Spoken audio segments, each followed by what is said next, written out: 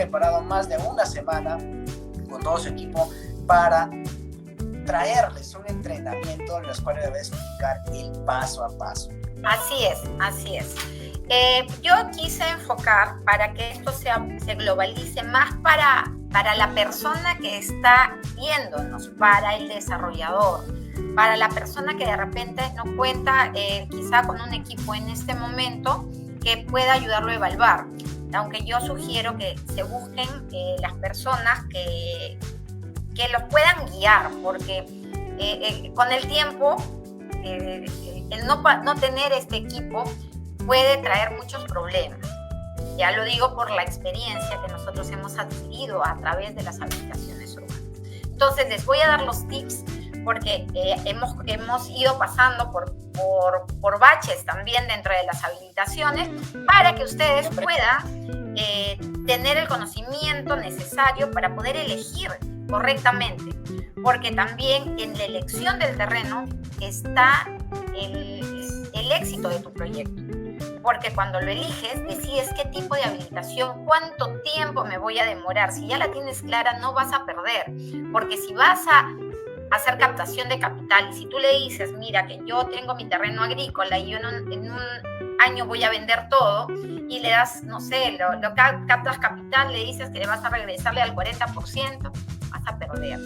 Entonces es preferible tener todas las cosas muy claras, muy mapeadas, para que los mismos inversionistas que van a entrar contigo dentro de un desarrollo sepan hasta dónde va a ir el tiempo para que se devuelva a ellos su inversión, ¿ya? Entonces, les voy a dar algunos tips que voy a tratar de desarrollarlos, comprimirlos en este tiempo que nosotros vamos a tener de curso. Así que, por favor, vamos avanzando. Si puedes pasarle uno más. Ya. Primero, lo primero es que hay que hacer un análisis. El análisis tiene que ser global, tiene que ser un análisis físico-ambiental, un análisis del contexto, un análisis de los alrededores, si hay habilitaciones o no, incluso de los mismos predios que se están vendiendo. O sea, sí, por ahí no hay habilitaciones, pero sí hay lotes que venden o casitas que están vendiendo. Averiguar todo eso, porque si alrededor vemos que hay una habilitación que no funcionó, tener en cuenta eso. ¿Por qué no funcionó? Las habilitaciones urbanas siempre funcionan, porque nosotros en el Perú tenemos un déficit de vivienda, ¿ya? Entonces no funcionó porque de repente no le ofrecen entregarle el título, porque de repente los parques no tienen el tamaño adecuado, o de repente las personas en esa zona no quieren un lote de 100 metros y no están acostumbradas a un lote de 250, o de repente quieren algo mucho más chiquito, o para que después entren a trabajar en temas de Fondo Mi Vivienda, ¿ya? Entonces todas esas cosas son muy importantes mapearlas desde el inicio. Es en el área de las habilitaciones. Y hay que hacer un análisis legal y un desarrollo de gestión de proyectos. Ya me adelanté con las habilitaciones. Cada uno de estos temas los vamos a desarrollar, ¿ya? Vamos a ir desarrollando. Sí, vamos a ir desarrollando. Vamos por el análisis físico-ambiental, ¿ya? El análisis físico-ambiental es que yo tengo que ir a ver la habilitación, tengo que caminarla, tengo que saber dónde me deja el carro y cuánto tiempo me voy a demorar llegando si voy a ir caminando, cuántas vías van, salir alrededor y ver que de repente por ahí viene una avenida principal y hay varios lotes que son rurales, pero es una avenida, entonces esa avenida va a tener continuidad. Desde que tú vas viendo eso, ya comienza, entonces de repente aquí, para que esto continúe, voy a tener un déficit del terreno, entonces ¿me conviene o no me conviene? Me pasó que pasan cables de alta tensión, ¿ya? Y eso tiene una servidumbre. Si esa servidumbre está establecida, si hay alguna resolución ministerial, ¿por qué? Porque ver los watts que tiene, los kilowatts que pasan por esas cables de alta tensión, porque eso me determina el ancho que yo no voy a poder utilizar para el tema de vivienda, si hay canales, si hay una servidumbre establecida ya para los canales de regadío, porque también pueden haber acequias y no necesariamente tengas una servidumbre para limpieza. O sea, todas esas cosas se tienen que mapear, ¿ya? Si el vecino entró un poquito más, sinceramente, el que tú tengas un poquito más, un poquito menos, tiene sus pros y sus contras, ¿no? Pero no es que sea tan que no puedas hacer la habilitación ahí, porque hay recursos para poder solucionarlo. Pero si es que tú vas a pagar por 1 hectárea y en realidad estás comprando 8.000 metros, son 2.000 y le estás pagando por metro cuadrado, ahí pierdes, ¿no?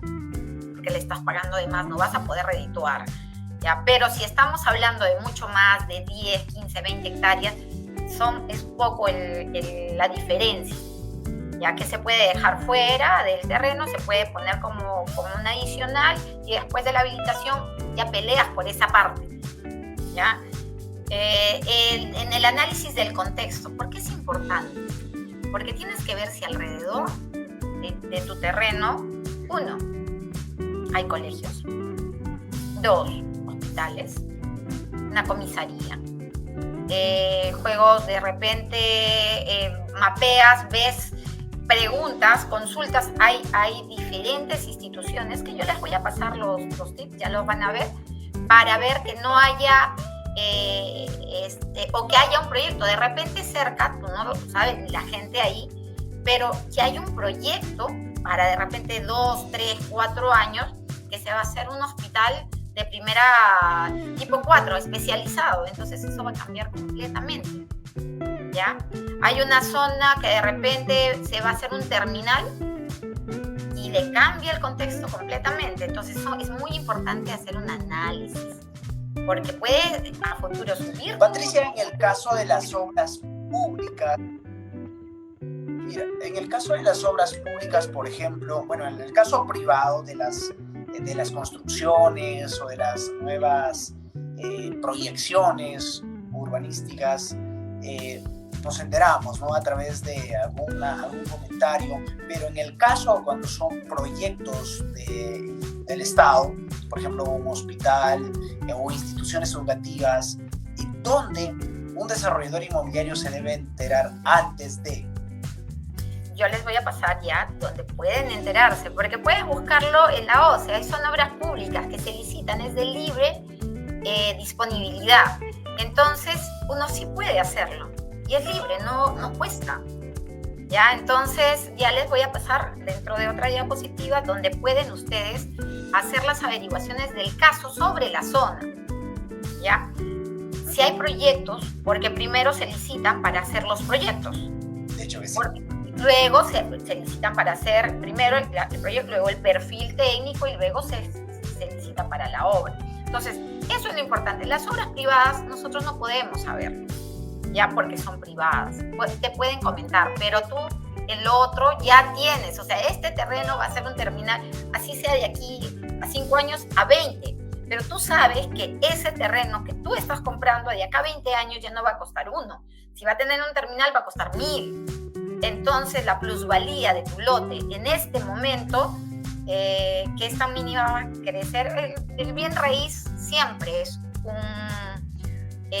la mejor inversión en el mundo, comprobado, ya, porque la tierra siempre va a subir de valor, ya. Puede bajar por tiempos, puede tener sus fluctuaciones, pero siempre va hacia arriba. O sea, baja un poquito pero sube más, baja un poquito pero sube más. Bien raíz siempre va hacia arriba, ¿ya? Entonces eso es muy importante, ¿ya? Como les dije, el mapeo de las habilitaciones urbanas, justo este es el análisis del contexto, lo que les refería, ¿no? Ver la ubicación, ver la accesibilidad, el contexto inmediato, lo que les decía, que hay alrededor, qué proyectos pueden haber, plazarse, ver todas estas cosas, determinar si es. O sea, uno puede ir desde libre disponibilidad también. Uno puede ir a la municipalidad distrital, ver su PDM, descargarlo y ver si es que existen vías o proyecciones dentro de esta zona.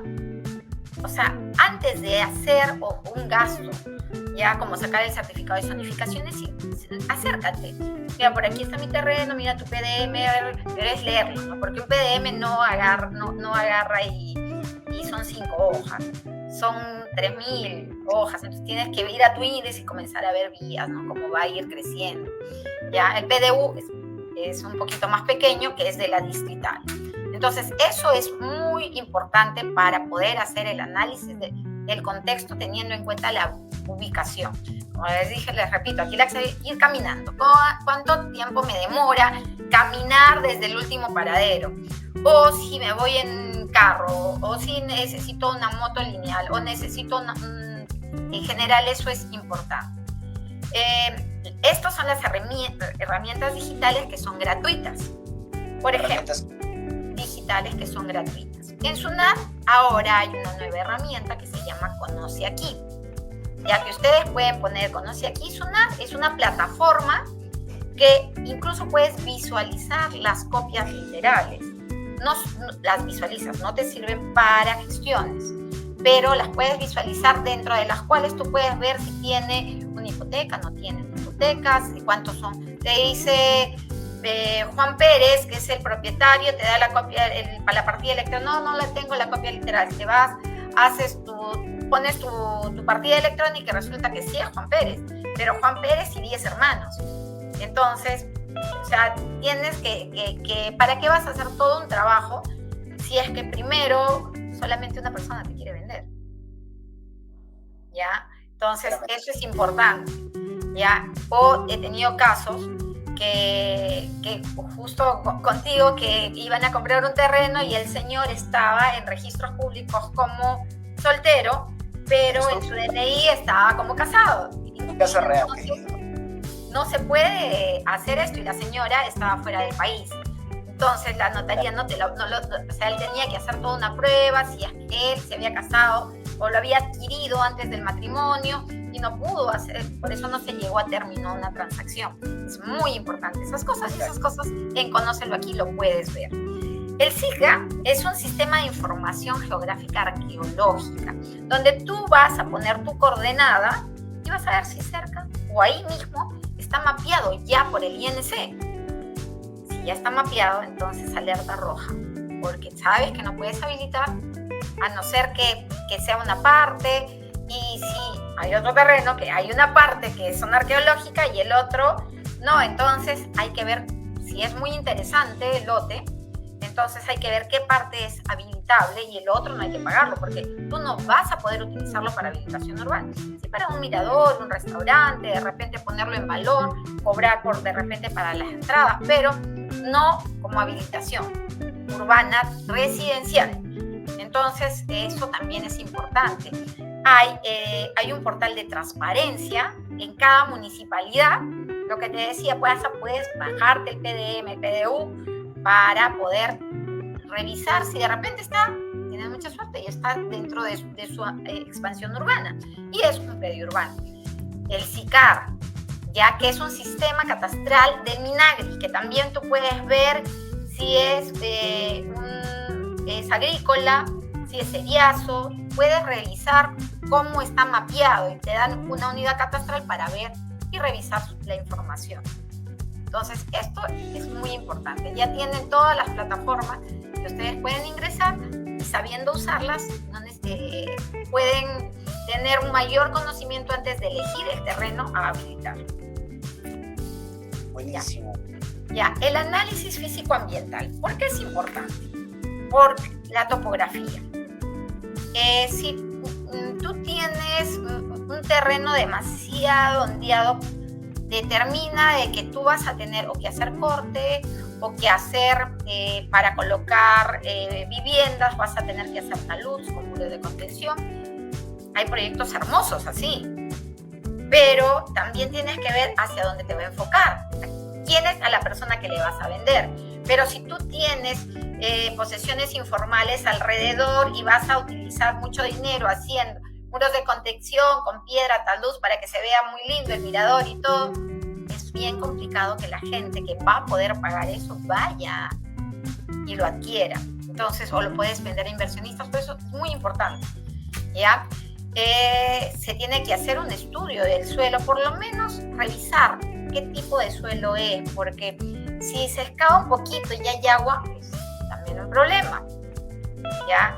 Si es arcilla expansiva, pero todo se puede revisar, ¿eh? No le tengan miedo, solamente yo les estoy diciendo que tengan la capacidad de poder evaluar estos temas para saber cuánto es lo que pueden llegar a gastar, cuánto pueden poner su ticket de venta, cómo es que lo pueden hacer, para que no vayan a patinar, obviamente diciendo, en su habilitación. El tema Patricia, esto tendría mucho con el tema de el aspecto financiero, porque habilitaciones urbanas, basta con que cumplan todos estos aspectos, ya se puede trabajar, pero lo que demanda sí es la inversión, ¿verdad, Patricia? Por ejemplo, hacer muros de contención ya es un precio, o es aparte de una inversión más elevada, a diferencia de habilitar un terreno totalmente plano, ¿no? Donde simplemente es utilizado y obras. Por otro lado, pues también hay que tener en cuenta, en el caso del norte del país, que se necesita pues terrenos exclusivos donde tengan pues un desvío de las aguas, ¿no? Para que eso es también un plus. Por otro lado, hablábamos, mira, va a ser un recuento, Patricia, con el tema del estudio, de la parte legal. Algo súper importante, chicos, algo súper importante, las cuales que ustedes tienen que tener. Bueno, una habilitación urbana no se trata solo de un solo profesional, se trata de dos profesionales, de un arquitecto, de un ingeniero, de un topógrafo, y sobre todo también de un asesor financiero, y por otro lado está de un asesor legal. El asesor legal es el que se va a encargar de deshilar toda la trayectoria de esa propiedad, todo el historial de esa propiedad. Si hubo problemas, no hubo problemas, si los problemas fueron todos y todo lo demás. Por otro lado, otro de los errores que siempre he cometido al principio, esto hace tiempo, es no hacer un levantamiento topográfico antes de negociar la propiedad. No dije antes de comprar, dije antes de negociar, ¿correcto? ¿Esto para qué? Para que tú ya tengas fijo cuánto de área es lo que tienes, porque el título de propiedad puede decir 20 hectáreas, pero tú vas a campo, solo hay 15 hectáreas o 18 hectáreas, entonces ahí está el detalle está en negociar con el propietario, obviamente, ¿no? Porque al final se tiene que hacer una retribución de área. Por otro lado, pues está el aspecto súper importante, el cual hablaba de, mejor cuéntale tú, Patricia, el caso que tuvimos en Chiclayo, Pimentel. ¿Qué es lo que fue? Porque es que no negociamos rápido el terreno que estuvimos hablando para una habitación urbana. Lo que pasa es que tenía una zona arqueológica. Nosotros fuimos a verlo y a veces las personas te dicen, no, es un cerro, pero ya cuando tú ves ya un montículo, ya comienza, y es un montículo, en una zona plana, ya ves un montículo de tierra, o sea, entre comillas, ¿no? Ya comienza a pensar, ya piensa mal y acertarás. Entonces comienza a conversar con la gente alrededor. No, sí, esto es una huaca. Y yo le dije al señor, esto es una zona arqueológica. Y después, sí, pero es que a mí el INC me ha dicho que yo sí puedo, que no se puedo, sí o no. Al principio decía que no y después no, esto es una zona arqueológica. Entonces hay que hacer un desglose de esta área porque no se puede trabajar como habilitación urbana. Pero eso o lo vendían completo sin tomar en cuenta eso, se tenía que hacer una subdivisión, que era todo un proceso porque era agrícola y eso no entraba por la municipalidad, que llevaba mucho tiempo. Entonces también el tiempo para un inversor que quiere tomar una habilitación es básico. Entonces no puedes comprarle un terreno y esperar un año o año y medio para que te salga tu subdivisión y empieces con los trabajos, porque las personas, tú puedes empezar con el proyecto, ok, las preventas, pero tienes que ser sincero con esas personas, las cuales le estás vendiendo. Y decirles tú, yo te voy a entregar no de acá a 2 años ni a 3, sino te voy a entregar de acá a 5, por si acaso. Entonces, y tu ticket de venta va a tener que ser menor. Entonces, todas esas cosas tienes que mapearlas antes de que suceda lo que nos sucedió viendo esa propiedad en Chiclayo. Sí, de hecho, hablamos desde la experiencia, hablamos desde los errores que encontramos o las falencias en los terrenos, con las cuales algunos puntos, por ese por esos puntos. Imagínate comprar un terreno así, los cuales 1,5 hectáreas esté dentro. Así es, y todavía se tiene el amortiguamiento, o sea, no solamente el Huaca, sino todo el amortiguamiento que tiene el área arqueológica. Y para desarrollar esa vegetación tiene que haber CIRA y tienes que tener un arqueólogo de planta en las obras, porque si encontraron, de repente al costado era pues un cementerio o encontraron una vasija, te detuvieron las obras y se acabó. Esa es la verdad. Sí, de hecho que sí. Bueno, Patricia, continuamos. ¿Cuáles son los otros aspectos para el análisis físico-ambiental? También hay que tener en cuenta el clima. Si el clima es muy lluvioso, si los vientos son muy fuertes, porque en las ejecuciones de obra, por lo menos en los pórticos, hay que tener en cuenta, porque como todo es descampado, si vas a hacer, qué tipo de pórtico vas a hacer, o sea, ya tienes que estar proyectándote. Si vas a poner un parque y vas a poner una cancha, si ese parque te va a dar, porque la cancha te va a dar dentro de ese parque, son 800 metros, porque los centros deportivos, o sea, las áreas deportivas tienen una orientación específica, ¿ya? Porque si no la colocas de esa manera, o sea, de sur a norte, el equipo, si las colocas al revés, el equipo que está en el oeste le va a ganar al este en la mañana y el del este le va a ganar al oeste en la tarde. ¿Por qué? Porque el sol los va a cegar. Entonces es importante, de todas maneras, en cuestión si hay mucha precipitación en la zona, también tener en cuenta de que se tiene que hacer un sistema de drenaje.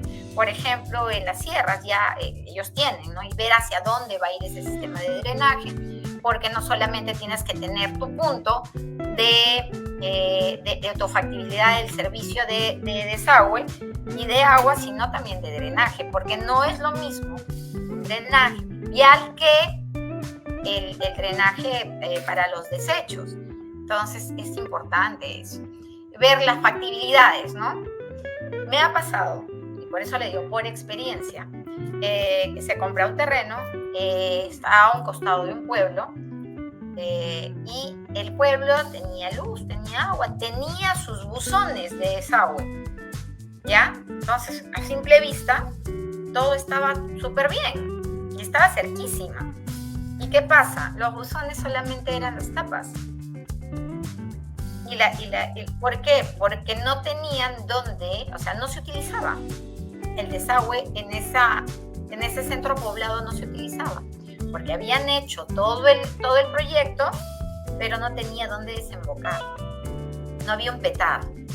Por eso que la gente no utilizaba, no tenía desagüe, se iba a la playa.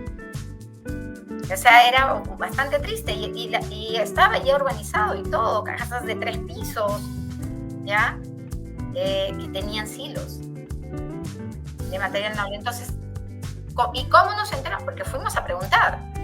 Cuénteme cómo está, de dónde ha venido su desagüe, su agua, y comenzaron las quejas.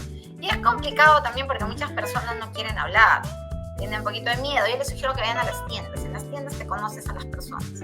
Y muy amablemente siempre hacer las consultas del caso es importante, ¿no? La amabilidad para que te puedan dar la información requerida, nada más. Porque la gente siempre está dispuesta a ayudar. En mi experiencia no he tenido problemas. Tienes por ahí alguno que no quiso, pero conversándole bonito, siempre te dan la información necesaria. En recursos naturales, si hay una gran vegetación, si tú ves que hay árboles grandísimos, entonces saber qué tipo de proyectos vas a hacer. Una, la depredación. 2, talar todos esos, más las raíces, la persona que va a construir, te imaginas todo lo que tiene que excavar. Por eso también, dentro de una habilitación urbana, el tipo de vegetación que tú coloques dentro de tus parques, tus alamedas y todo, es muy importante decidirlo, porque comienzan a levantar con los años las bancas, las veredas. Yo tengo un caso muy personal. Yo he vivido acá en una urbanización que fue la vivienda social de los profesores en Monserrate, que ahora pues está céntrico, es bonita y todo. pero esto ha sido pues hace muchísimos años, no tantos, por favor. Y las raíces de ciertos árboles se han ido metiendo y cortando las tuberías de agua, cortando las tuberías de desagüe, y pasaban por ahí electrificación. Hubo una persona que se fue de Irandina y se metió a tratar de solucionar el tema y se electrocutó y murió. Entonces, todas estas cosas hay que tenerlas muy en cuenta cuando ya uno diseña, ¿ya? Porque las habitaciones urbanas no se diseñan para un tiempo corto. Es una vida a la cual tú vas a intervenir en una vida de las personas o las personas que los compren, porque es a lo largo, ¿no? O sea, esto no se va a perder en 5 años, no lo voy a destruir, o en 20 años lo voy a destruir, voy a seguir viviendo, o si no lo voy a vender. Entonces es importante tener en cuenta todas esas cosas. Realmente se puede hacer con agua en el subsuelo, se puede trabajar con una VECTAR no certificada. ¿Cómo han sido las experiencias en ese proceso, Patricia? Mira, el agua de subsuelo se trabaja, pero tienes que tener como aliado. Nosotros tenemos aliados con los cuales nosotros trabajamos. Ya hay personas certificadas, ingenieros sanitarios, ingenieros hidráulicos, que hacen exámenes al agua. Hay agua superficial, pero hay agua también muy profunda, que esa es apta para el consumo. Entonces, pero se tiene que hacer análisis determinados que los tiene que aprobar el ANA para que esa agua se pueda potabilizar. No toda el agua, como les dije, no todas las aguas se pueden tratar para el consumo humano, ¿ya? Entonces es importante. Y con respecto al desagüe, se puede trabajar completamente. Acá en el Perú, yo les voy a pasar también, tengo un gran amigo que es ingeniero, se los presenté, recuerdan, en Huacho, sí, ya, que él trabaja, hace plantas PETAR, pero compactas en el subsuelo, y les da mantenimiento. Entonces, es solucionable dependiendo de la envergadura del proyecto, porque si tú ofreces, por decir, biodigestores, la colocación del biodigestor más todo el material resulta como 3.000 soles, 3.000 soles. Si tú le aumentas a todos tus lotes ese monto, puedes hacer tu PETAR, dependiendo de la cantidad que tengas. Entonces es importante saber en qué momento lo vas a hacer, o plantearlo de alguna manera adecuada al área y al área vendible que tú tienes, para saber qué es lo que vas a utilizar. Eso es en el área pues de servicios, ¿no? Por otro lado está pues el tipo de habitaciones. El reglamento es uno solo para todo el país, ¿correcto? Pero hacer desarrollos inmobiliarios en la costa, en la sierra, en la selva, también interviene mucho lo que es esto, la geología, por ejemplo, el tipo de tierras. Es por eso que el día de hoy Patricia nos va a explicar a detalle también cuáles son los requisitos que tú debes juntar para cumplir con una habilitación urbana. Así que vamos a continuar con este poderoso entrenamiento sobre habilitaciones urbanas, ¿correcto? Esto es lo que les comenté hace un momento del análisis legal. Entramos a uno de los aspectos súper básicos. El estudio de los títulos es básico para la compra, ¿ya? Porque tú no puedes adquirir un predio solamente porque dijo que él es el dueño. Como te dije, puede ser él, pero 10 personas más. O puede ser el caso de que está casado y aparece en el predio como soltero. El notario no te va a aceptar, va a decir, tu esposa ven, pero primero inscríbela. Y bueno, vas a tener que sacar un certificado de matrimonio para decir que tú lo adquiriste antes del matrimonio, ¿ya? Pero de repente ya se divorció o se separó de la esposa. Es todo un tema. Entonces es preferible ampliarlo, todas estas cosas para hablar. No es que no lo vas a comprar, sino para tenerlo en cuenta en el momento de negociar, ¿ya? Pedir las bases gráficas en registros públicos. No todos los predios tienen bases gráficas, pero hay predios ya mapeados. Entonces, para ver lo que te dice, en tu registro público te dice que tienen 9 hectáreas y estos son sus linderos. Pero la realidad del terreno tiene 5. Pues vas a tener que hacer una rectificación. Hay varias maneras de poder hacerlo para agilizar las cosas dentro de la habilitación, pero si te da una base gráfica ya hay una superposición de predio en posesión con otra persona. O de repente te dio otra ubicación, registros públicos, hay que hacer todo ese saneamiento y todo eso pues genera costos y buenas herramientas para bajar el precio de venta si tú ves que todo está ok, ¿ya? Y eso lo puedes hacer visualizando también, o sea, sacas tu base gráfica, tu copia literal, te vas a hacer tu estudio de título dentro de registros públicos, te vas a archivos y revisas todo su historial, desde dónde ha venido, a ver qué pasó, ¿ya? Porque muchas veces cuando haces una, por ejemplo, en los predios para hacer habilitaciones urbanas con el Estado, techo propio, tú tienes que hacer una búsqueda catastral previa, porque no puede haber superposición de predios. No lo acepta el Fondo Mi Vivienda. Y físicamente te pertenece, pero ¿qué resulta? Yo he tenido un caso, yo estoy hablando desde mi experiencia. En Huaraz, me llamaron para hacer una habilitación urbana. Ellos le estaban comprando un terreno a la comunidad campesina se me fue el nombre, pero en Huaraz, ¿ya? Perdón, en Chimbote, ya de Santa. Y cuando sacamos la copia, el certificado de búsqueda catastral, porque fuimos a medirle, enteramos, lo marcamos, todo súper lindo, el precio estaba excelente, estaba frente a la vía, Nuevo Chimbote, todo ok. Sacamos la búsqueda, pero ellos lo querían para techo propio. Si hubiese sido para otra cosa, de repente se hubiese luchado, ¿no? Porque la comunidad campesina también, o sea, te iba a vender esa parte y después lo tenías que titular, hacer una independización de predio en general.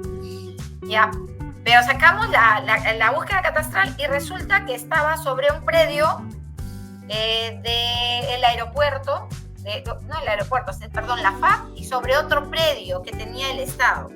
Físicamente no estaba, pero es que a la FA le habían dado tanta área y el Estado le había dado tanta área y el otro, y en la época de Velasco le había dado a la comunidad campesina toda esa, miles de hectáreas.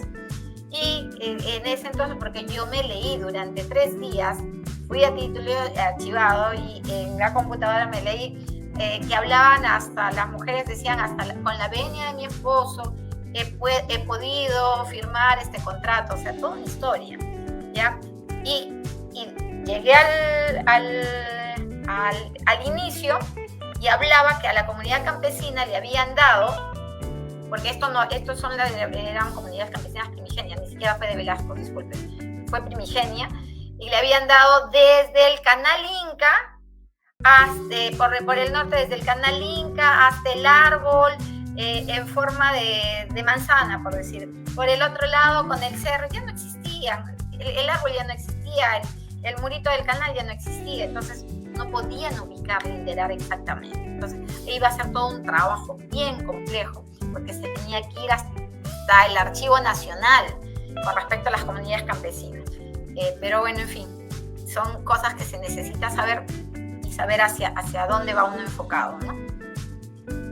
Ya, sí. Ahora, ya después de haber visto todo esto y ya sabes a dónde vas, tienes que determinar qué tipo de habilitaciones urbanas, porque no solamente hay habilitaciones urbanas residenciales, también hay habilitaciones de vivienda taller, de vivienda tipo club, habitación y construcción urbana especial. Estoy hablando para vivir, ¿ya? Pero hay diferentes tipos, no es solamente una.